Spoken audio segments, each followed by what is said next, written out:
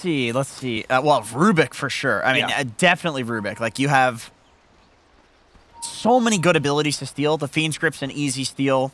The Roar, you can get the Doom.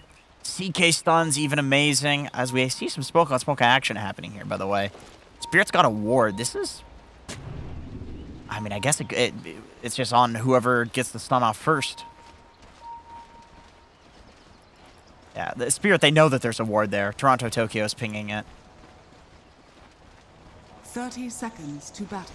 And they're not going to go for the D ward.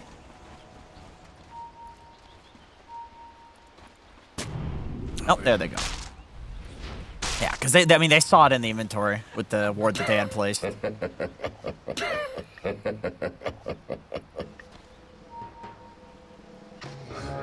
Surprised there was no fighting there. I'm quite surprised. Both teams not willing to risk running into 5 heroes and just seeing what the hell happens. The battle begins. Well, yeah, won't be able to do anything with that. It's just going to be the one for one. No. We chilling. Let's see, how many sticks do we have in this game? How many sticks we got? How many on the Spirit side? That's a relatively stickless game, actually. Yeah. And this time we've got, what, 33 on his beast to just be going for the straight Helm Rush. Oh, yeah. Oh, yeah. The classic. You don't need regen. That's what supports are for. Yeah, Saxo ready to help out with the 6 Dangos he'll start with. Let's see how these matchups go. So, as we saw with the bans, the Tundra, they were trying to set up for 9 to have a solid, easy lane in the mid. Should he get that against a puck? It's going to be pretty simple for him to maximize farm straight for the start as a call. I think both will do fine. They're basically the same hero. You just nuke the wave out from far away. Puck can definitely dodge the Coddle Blast, though. So, I think both heroes will be more than happy to farm here. I think Coddle will probably out-farm, though. Top lane. This is going to be some good blocking here from Collapse. Snaking getting very, very low, but Skeeter's in with the stun. That's Snaking just being cheeky. Just zoning out 2 heroes there. Such good base stats. It's all, every time Bane gets nerfed, it's like it still seems like he's such a pain in the ass to lane against. Sox is going to actually opt to cut the wave. So on the bot lane, Tundra is looking to play passive. They just want a 50-50. Get the Beastmaster his Helm Dom or his Helm of Iron Will, and then maybe after that play the lane a little bit more aggressively with some levels. And of course, considering this bottom lane, we heard from the panel that not necessarily the biggest fans of Luna at the moment. I mean, what was sort of your opinion on this hero as a carry right now? I know carries still like it. Like I've just heard from carry players, it's not that bad. Like B tier, I think. There are generally better carries, mostly because the Lucent Beam build has been nerfed so much, like the cooldown on it, the damage, and that was kind of like the unique way to play Luna before. It's still decent, but you can always play Luna with Satanics and just be like a regular, right-clicking type hero. Some really good blocking from the 2 of them, but of course once that Lucid Beam's gone, the Saxo knows that he has a free way out with the TP. Top lane, Mirror. It's going to be a run down, and that'll be first blood. Skeeter finishes the job. Dire's top tower is under attack.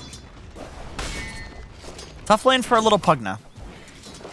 Can definitely feed in against a Bane CK. I think we saw the Bane CK in the first game, actually, on the flip side, where you would have the Bane just Nightmare, and then CK gets all this time to run over and get into position.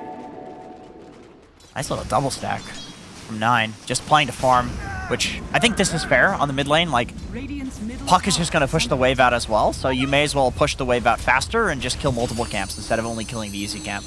Because realistically, Puck can only farm the easy camp. Of course, as we've seen, especially for 9 on his Cottle, when he gets this space and start, he starts hitting some insane timings.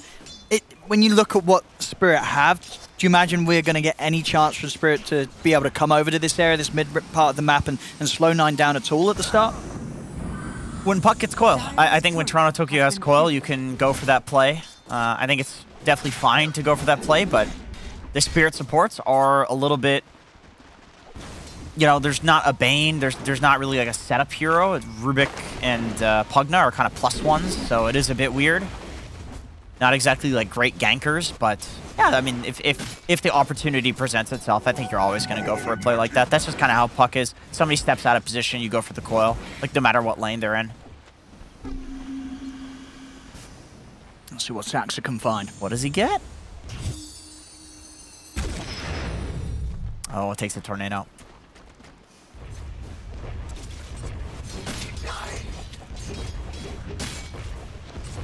Bottom. Poshka trying to some denies in under the tower there after 33 drags the wave round, but does have to be a bit careful, especially with Saxa coming back over. That's 33. He's got a fair bit of damage to work with those 2 points in the axes.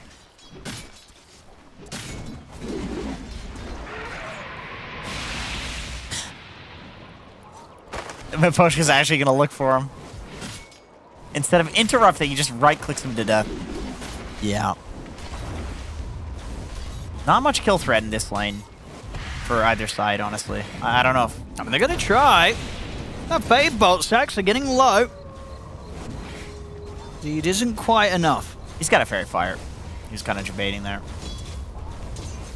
Yatoro also has 9 stick charges, so he's more than comfortable down here, even though he's at 50% HP. He's happy enough. Speaking of happy, 9 is really enjoying his time. This is just a textbook 9 Cottle starts the game. Maximum farm. Efficiency couldn't be any better here. Yes. That's just a crazy amount of net worth of CS. 60 CS at 5 minutes. That's wild. It's 5 camp stack. Oh, bottom lane. Caught very, very low there, the two of them. Saxa and 33. As Toronto Tokyo finds an easy dream coil. They were not prepared for the Puck to turn up like that. Yeah, that is one thing a Coddle can't really do at this point, is turn up and kill 2 heroes in a lane like that. So, Toronto Tokyo is basically like, well, you're going to farm? I'm going to farm your heroes. That was a really nice quick move.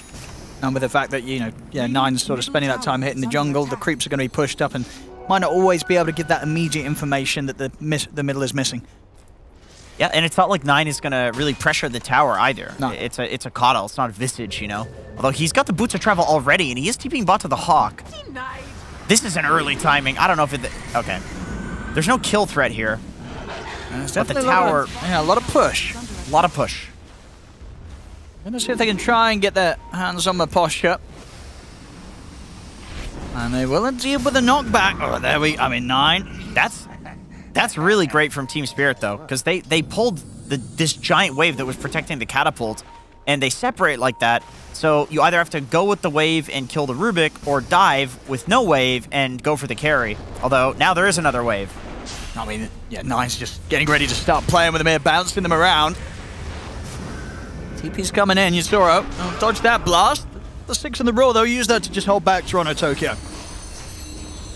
The Saxa will be left behind the tower. Spirit, they get the kill and they'll keep their tower alive. Really wanting to make sure that they don't buckle to the pressure of Tundra on this bottom lane. Yeah, these are great rotations from Spirit. This is exactly what needs to happen to stop this, like, crazy death ball that could have occurred bot. They're actually going to get 33, it looks like, too. There's Coil. As TP's coming down here on Tundra. See if they can keep him safe. 33 is going to be trapped. As Toronto Tokyo Mirror get over to the other side of him, he's got nowhere to run. Spirit really breaking up exactly what Tundra want to achieve here with those early focus, that focus on the bottom lane. That would have been an insane solo kill. But, and Collapse is playing on really low HP. See over in the mid, snaking. He's got a DD, so some extra damage coming in through that Nightmare with the right clicks. Mirror trying to duke it out with the trees. He'll put the stick charge, but Snaking's got it. See over towards mid as well. Poshka trying to run, but Saxa staying on top of him. 9 blasts him out of the game. Saxa turned upon by Yatoro. He's got enough regen though to walk it off. Yatoro won't be able to find him in return. These blasts from 9 consistently coming out. I mean, he's already just dealing so much damage here in this early game. This is a classic Yatoro move, by the way, moving towards the mid lane. I remember Toronto Tokyo should be fine. I'll tell you what, he's maybe not fine, actually. He's not. That DD rune on Snaking there pretty much got them the 2 kills. This Bane coming in with some heavy punches. You see a Puck versus a level 5 Bane, you think, like, there's no way, but they had the level 3 brain sap up that entire time. Anyway, I remember something at TI. A lot of people were talking about Yatoro and how on these ranged heroes he goes mid instead of going to the off lane, because this happens if you go to the off lane. And it is the setup top. It's just so hard to get away from these heroes. 9. He's already starting to give us again one of those world-class mid-cottle performances. 3 kills straight up. And the farm, no signs of stopping. Already 5k net worth at 9.5 minutes in. On the mid, 9. Gonna be able to get any control. Sort of Toronto tries, but the phase shift there. He hit him, actually. Hit by the blast. I mean, it's just terrifying, Jen, because this Cottle running all over the place. You know, you've got to be on top of your game here if you're Spirit. You've got to be ready for 9 just to be appearing from all angles at all times. Yeah, he's everywhere, and he's picking up an Orchid too, so eventually this guy's going to have disable for the Puck. You have to be so careful. Any of these heroes, I think including the DK, will die to an Orchid, plus just like the Coddle +1. And you can kill any of these heroes on the side of Team Spirit. And as we say now, you've got to imagine that Spirit, they felt that they're going to have a way to deal with this, because those last 2 final bans from them, it was pretty much like the Bat and the Invoker. They left the Cottle in, and because I don't think you're forgetting about the Cottle when you're playing against Tundra. No, you know it's going to be there. Especially not Spirit. No, they've thought about this hero a lot. Like they felt like they could deal with it, and it's looking like they can't so far. Toronto Tokyo. Not 9. As soon as they sort of show that, if you're caught by the root into the stun, he's in a lot of trouble here. He'll drop the Dream Coil, but he's knocked back into the blast. They're struggling with it. Snake King is 6, and Miposhka is not, so there's no steal that can come in from the Fiend's Grip. We just blast after blast, kill after kill. 9, 5 kills already. I think they can go smoke. Snake King's still got his Fiend's Grip up. He's got... I mean, yeah, the amount of gold this Cottle has, it's just insane. Here we go, straight away. 500 gold, the Orchid's going to be here. Almost certainly a record timing after the bots. Yeah, that's insane. I feel like he was just halfway to it, but every time he shows up to a lane, he gets a couple of kills, and he's actually getting the bounty for these kills, too. It's not like he's just contributing to them. He's CSing them, so he's 5-0-0. So none of the kills that he showed up for, he's just assisted in. Like, he's getting all of the kills, so he's massive. And with the way he's sort of playing the edge of the fights, the only one really that has a chance of setting up on him is Toronto Tokyo. But as we're seeing, when he goes in to look for the Dream Coil, Tundra, they've got ways to catch the Puck. It's not like they lack the ability to make sure that, you know, if Toronto Tokyo's committing, he will get punished. Right. It's like there's a lot of projected ways to catch him, like the Roar, the Doom, the Ensnare that we saw come out. But there's just so many that's the that thing. He's getting caught by one eventually. I'd say it's not an easy game for him. It's not, no.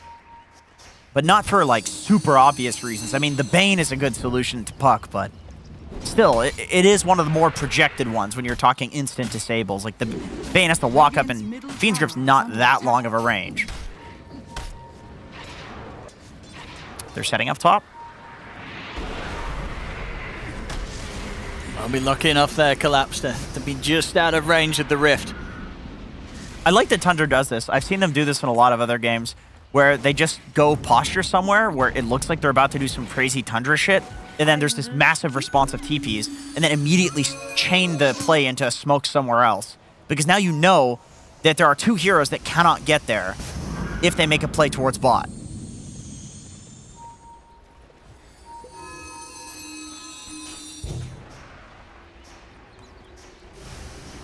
Spirit do seem to be aware of that sort of play from Tundra. Oh, they maybe see Toronto Tokyo. He's got to get out.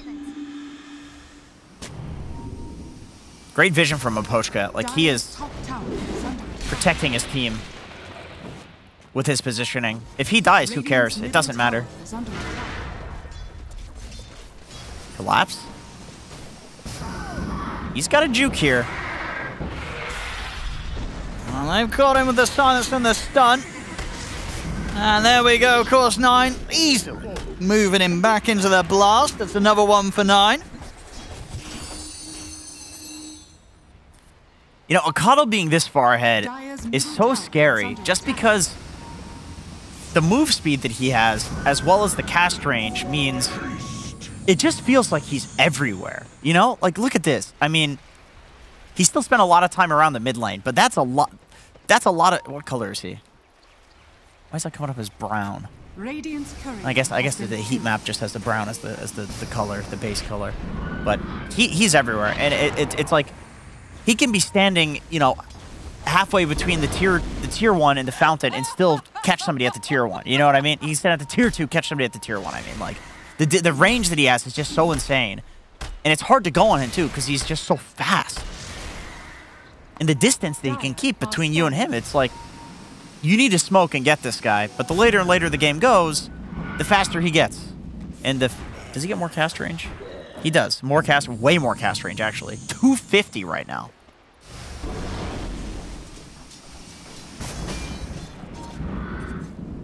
For Spirit, they're still finding the farm for Yatoro.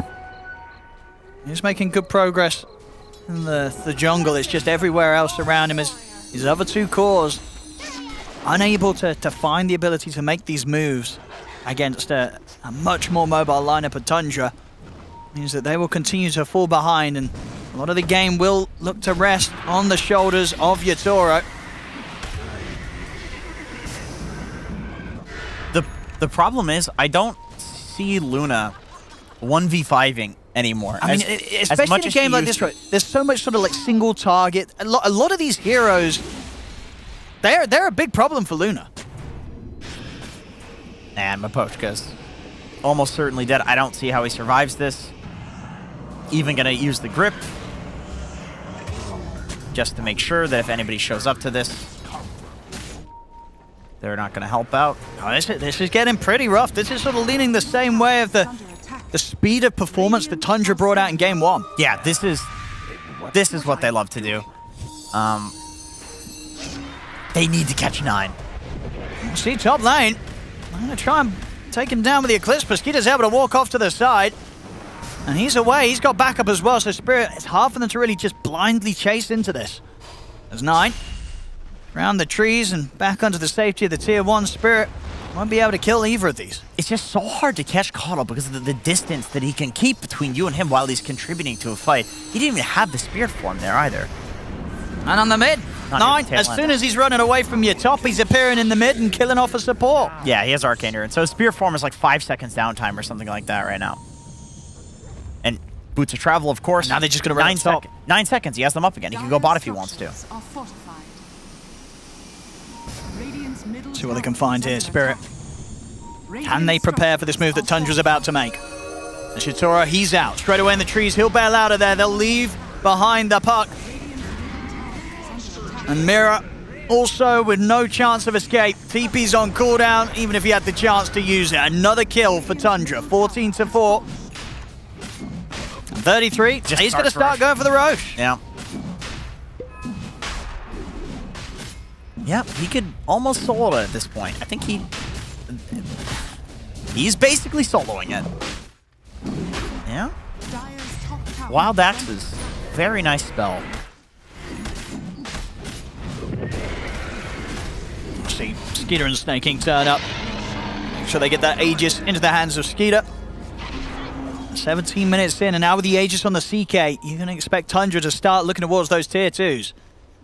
It's just a question really if Spirit's going to get to a point where they can fight around their Luna, get Yatoro involved.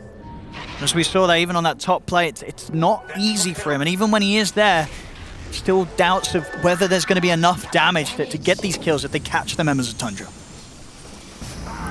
The good news for Spirit is that the only hero that's really going to be taking the towers is Beastmaster.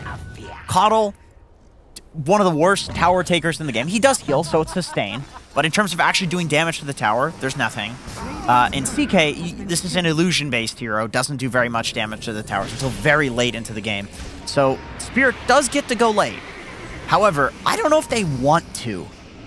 I don't know if they even win late game with Luna. This is not like the PA where there's this super solid 3-item timing that you can always win on.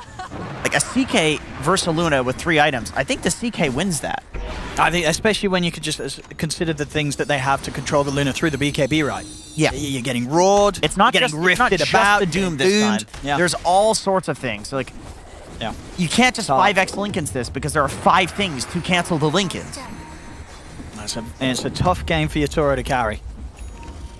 And not on a hero that's quite got the sort of the same extreme level of potential as a PA as we saw him on last game. Much harder as a Luna.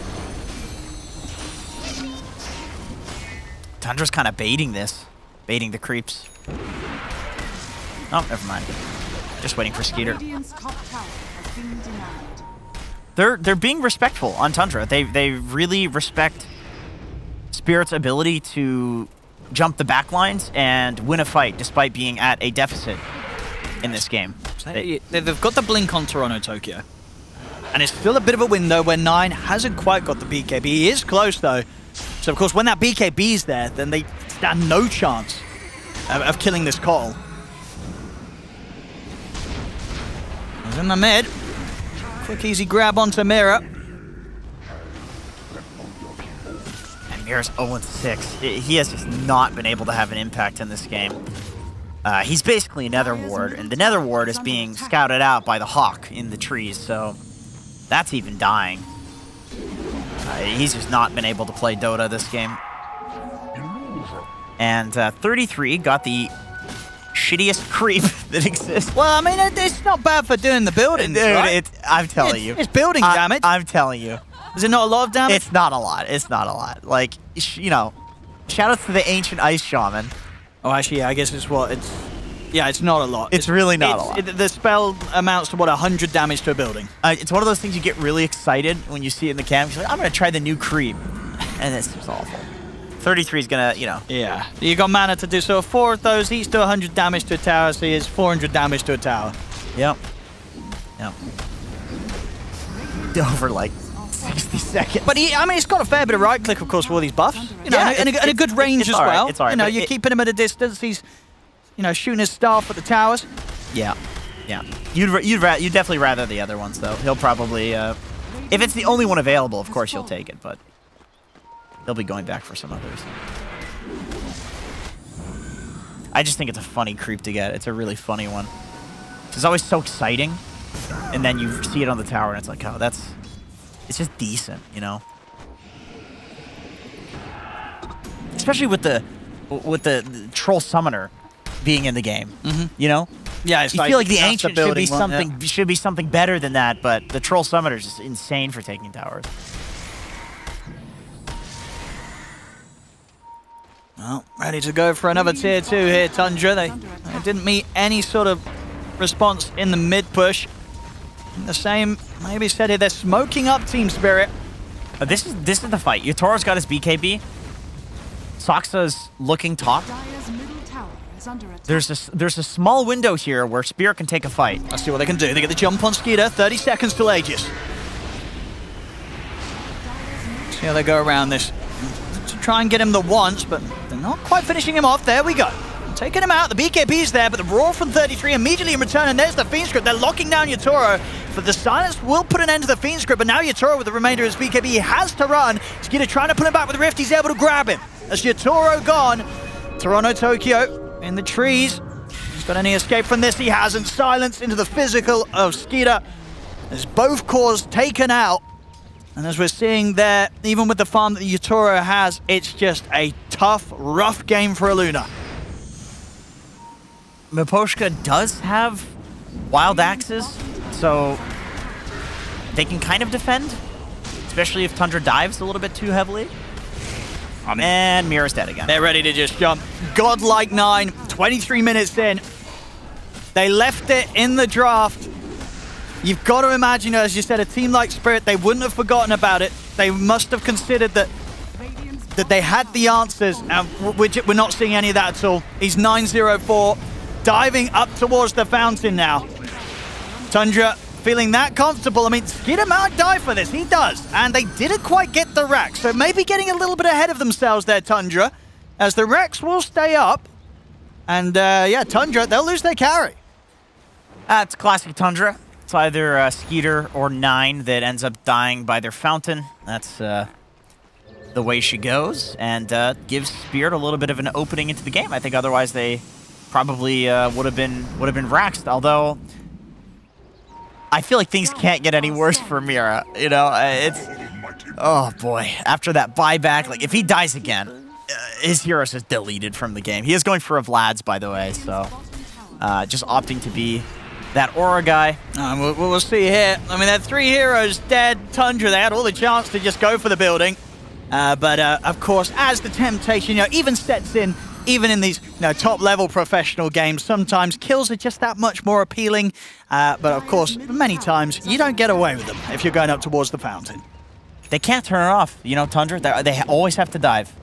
It's what wins them the early game, and it's what throws them the mid game. But they're also they've gotten so used to doing this shit that they're very good at resetting after doing this once. They very rarely bleed and make it even worse. It's usually just either Skeeter or 9, they do this, and then they smoke like this. And mid, jump on collapse. Now keep him locked down. We've got the creeps moving in on the mid lane, so Tundra getting very close to being able to go for a second attempt at a barracks. Let's see, what does Miposhka have stolen? He's still working with the axes. He's loving the axes. Double nuke out the wave. He does not have a TP on Rubik, so he's just slowly waddling back while his Rax dies. And there we go. Back to business for Tundra. The bottom Rax taken out. And Skeeter blinking in. All right. I now got the Rax. Now I can look to try and get some kills. Yeah, he's having fun with this. As they do. That's a psychopath right there. That's a madman. Get him off my screen. Insane. Whoa, Miposhka, he's under the ward.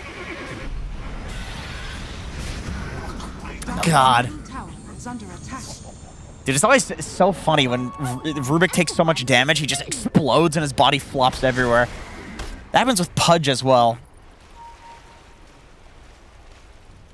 Although it feels like when you're playing a Pudge or Rubik, it just happens every single time you die, because you're so squishy, you always get overkilled.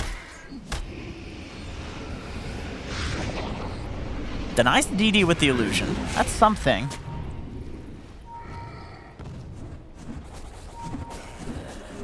Oh, we're so close to 420.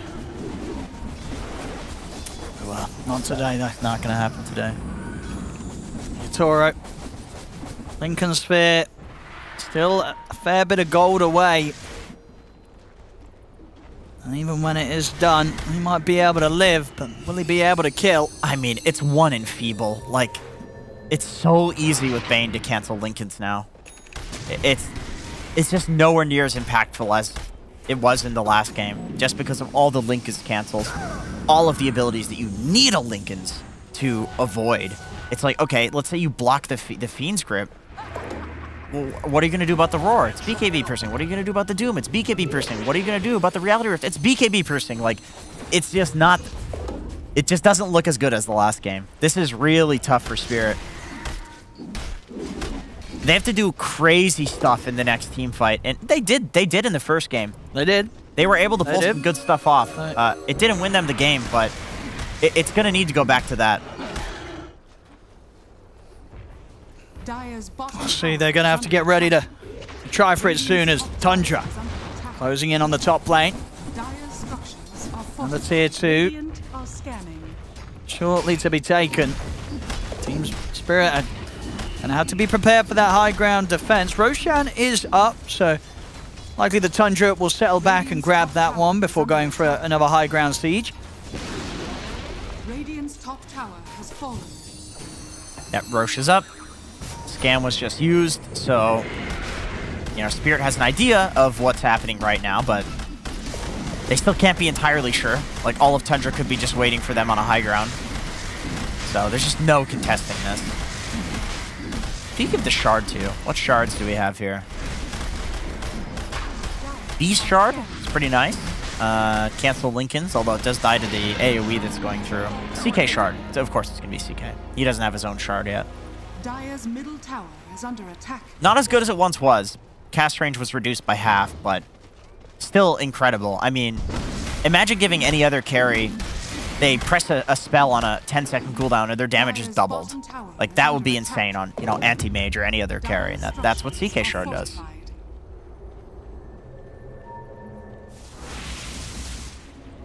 Spirit choosing just the right time to get out of there as Tundra head back to see if they can catch any of those heroes trying to push out at least one wave.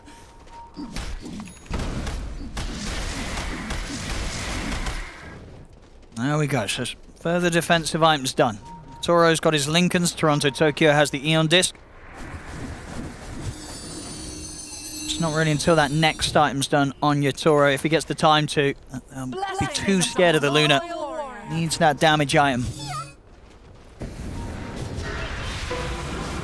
Oh, the jump Skeeter. He's ready to go deep here. As he's going to lead in, look for the Rubik. We'll manage to get the Rubik out of the side. I think someone threw down the Linkers to keep him safe there. The coil's out. They have managed to catch Skeeter with the snap of the Dream Coil into the Dragon Tail stun, but of course he has got that Aegis. Even if they do manage to take him out the once, and they won't be able to do so, Tundra's fine.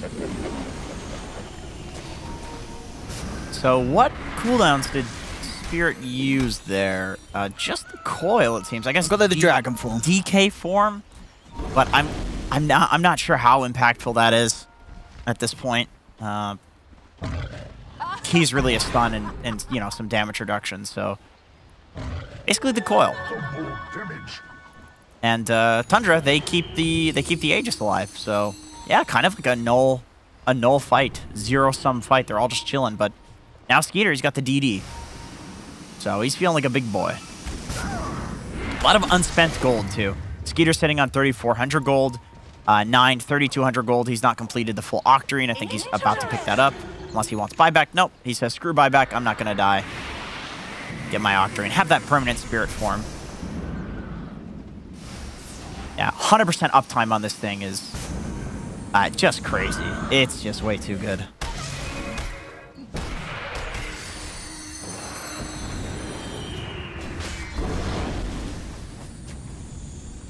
Like, look at the Orchid range on 9, man. It's a whole screen.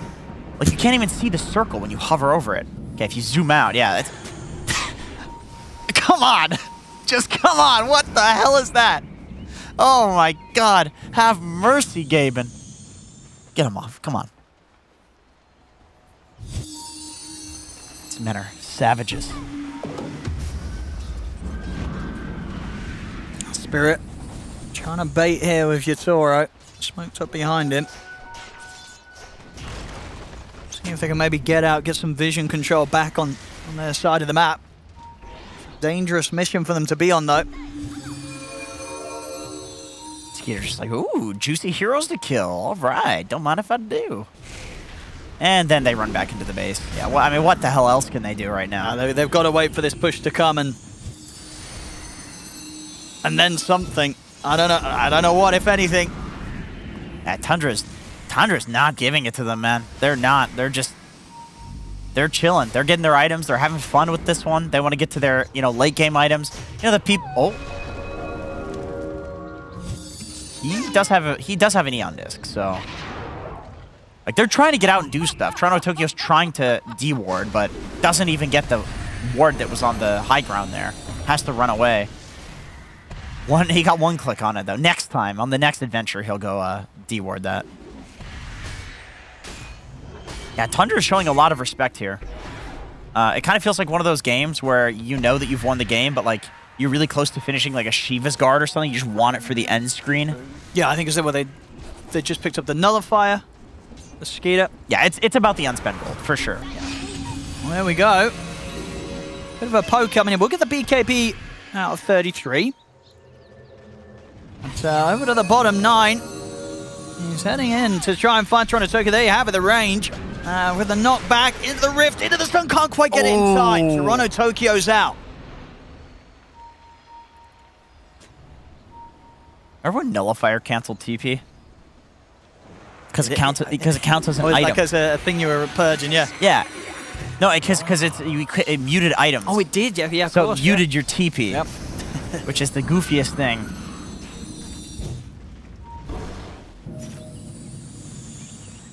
So yeah, still very even. Even's not the right word. We're chill. Even? We're not even.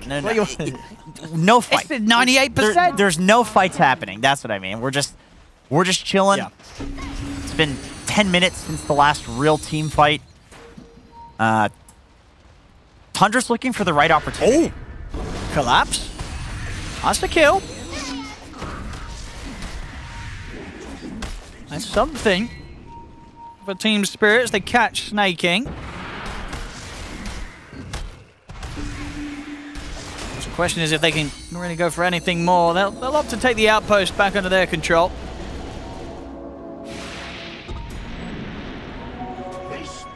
Pretty sure that's Spirit's last smoke. Let me see. Do they have any more? Yeah, I think that's their last smoke. So they can't do this again. That's their last chance to get out like that. This. Again, good reactions from Collapse. As he's able to walk out of this. Bottom, a few ways pushed out. Whilst Tundra might not be in such a rush to end the game. The Spirit, they're not really giving them the chance to do so, even if they wanted to. They're still getting out on the map, keeping the creep momentum away from their base. Pretty much all 3 lanes. Which is pretty impressive considering they're down to 19k. And against 3 very farmed cores. I think Tundra is also respecting the high ground defense of Spirit.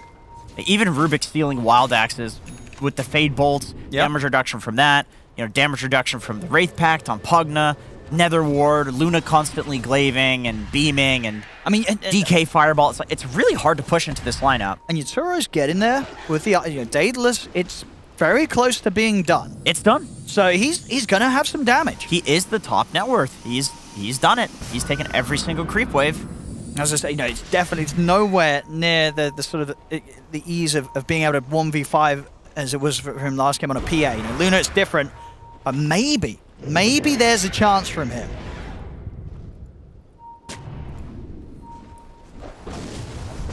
Collapse. It's gonna get gone on by Skeeter. They'll try and jump in to help out, but that's gonna be Collapse going down. No buyback on him. Tundra may still choose to hold back until Roshan. It's potentially going to be there soon. We'll see. What's the longer respawn? Tundra want to wait. It's going to be many more minutes and maybe chance for Yatoro to be able to push these lanes out carefully from close towards the base and far away from Tundra that might be able to start working on his next time.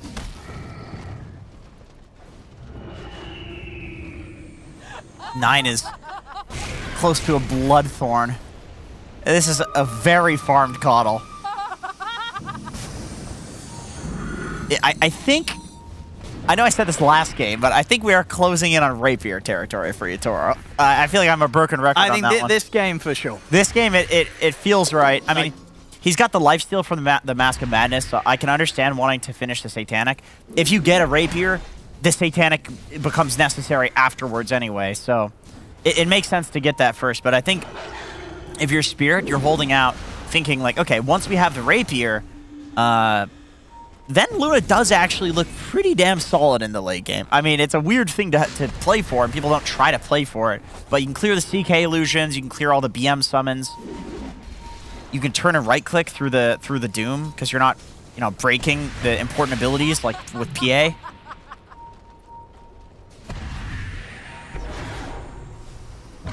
So there is a very, hyper late game timing here where Spirit might actually have, the power edge.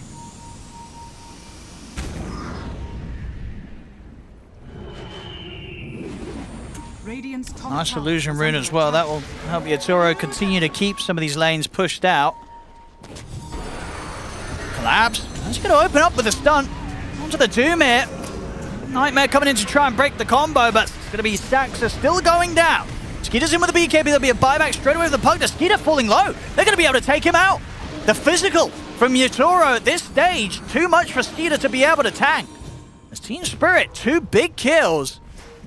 Just going to show that they may have been given that 2% on the probability, but Spirit absolutely not out of it quite yet. Yatoro may just have that shot of carrying this.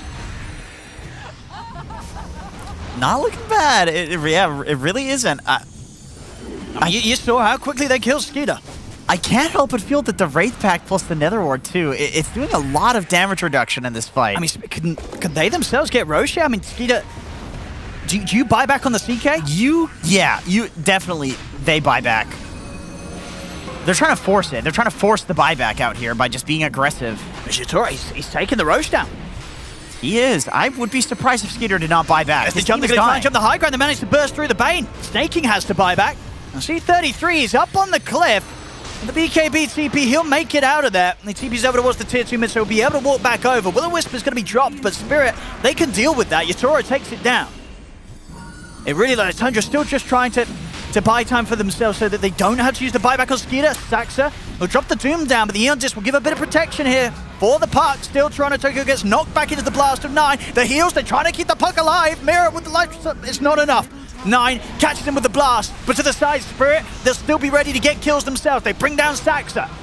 Over in the river, Mirror being chased down here. The Hawks dive bombing in on top of the puck. They're roared out of the game by 33. Yatoro still has BKB, and he just finished his Satanic too. This fight doesn't look so bad for Spirit. No, yeah, it doesn't. Yatoro he's doing it. And we have the full Satanic done. He's got his next item out. An incredibly hard game to carry from the position they were in, but Yatoro, he's doing it. Walking right into Roche, man. The confidence on this guy. He just feels strong right now. I mean, there's no Saxa for 40 seconds. They'll drop the Will-O-Wisp. Quickly look to take it out. Collapse, popping the BKB in the Outer Dragon form to get in on top of the support. So get in with the jump stun onto the Bane. Snaking out of the game for 95. There's no buyback on him. Skeeter, he'll turn, take out Collapse. Toronto Tokyo's been held in position by now by the Nightmare. Into the stun. He'll take out another. Yatoro's got to be careful now. He's got a 1v5 He's going to try and do it. He's going to try and do it with the BKB, but the Roar is there. It's too much for him to take on alone. With the rest of the team dead, nothing to help out their Luna that time round. Tundra, they'll get in the Roche. They'll get themselves that Aegis. And now with the push coming in, hard to see what Spirit can do now at this stage. As of course, that Satanic purchase meant that the gold is not going to be there for a buyback for Yatoro. Yeah. I can't believe I'm saying this, but 9 on the Coddle is massacring the backlines in these fights. He just has such range that from his own backlines, he can massacre the enemy backlines. Like, killing these Spirit supports just means that the cores can't do what they want. Doesn't matter how much net worth they have, it doesn't matter how much damage they're doing. If they don't have the healing, the damage reduction from these supports, honestly, especially Mira, the Wraith Pact in the Netherward are massively impactful.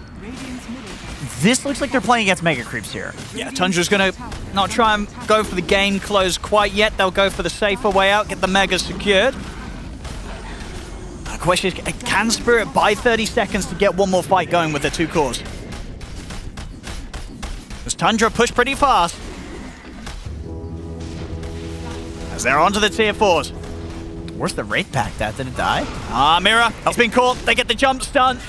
The Pugna in trouble. Mira's out of the game. Tundra back onto the tier 4s. 10 seconds until Yatoro's back in. Maybe a chance for one more fight here from Team Spirit. As the fire is burning through Skeeter. Skeeter getting incredibly low. That's the Aegis gone. The Ancient's exposed, but Yatoro and Toronto Tokyo are back up. They're going to get the coil onto the 3 of them. Yatoro, he's got to pick his fight perfectly here. Got the stun. Skeeter down to half HP. He's going to be picked up. Defensive Nightmare comes into play. They try and jump forward, but Yatoro's going to be fine. Gets the BKB and the Lincoln's off. He's okay. There's another Will-O-Wisp. Mira will be back up in 10 seconds. Toronto Tokyo, the blast. He's down. No puck. And Yatoro himself with the BKB on cooldown. Very, very vulnerable. Skeeter jumps in. Stun not going to catch. The blink dodge is there for collapse. I'm pretty sure Toronto Tokyo had Stormcrafter up for that, but just didn't press it. And when the camera shots go, like, he's looking a little rattled in this game. Like, Tundra, they have dismantled Spirit in this game, and it's coming from the mid lane on 9. There goes the birds! straight into the Raw. 33 opens up the lockdown onto Yatoro, and that'll be that. Oh, but he's got a buyback. I mean, okay, it's not over yet. Tundra still not quite able to close it. The buyback was there this time for Yatoro. I love that they're pinging the raid pack totem too. They're like, guys, we need to kill this. This is genuinely impactful. Spirit are holding. Only just, but there's the jump. Pop the Lotus over towards him. They're trying to protect Yatoro, but the stun controls there. Yatoro, oh, BKB said that, it doesn't matter. He's dead. And surely that'll be that. The Ancient, it's going to go down. GG is called. As Tundra will take this game 3, and with that, of course, the series, it's theirs. 2-1 against Spirit. As Spirit, they took a risk in this draft. They left that Kotl in.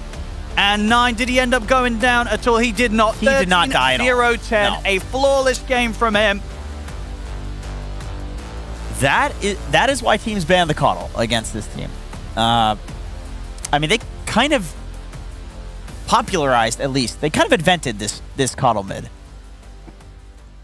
The early game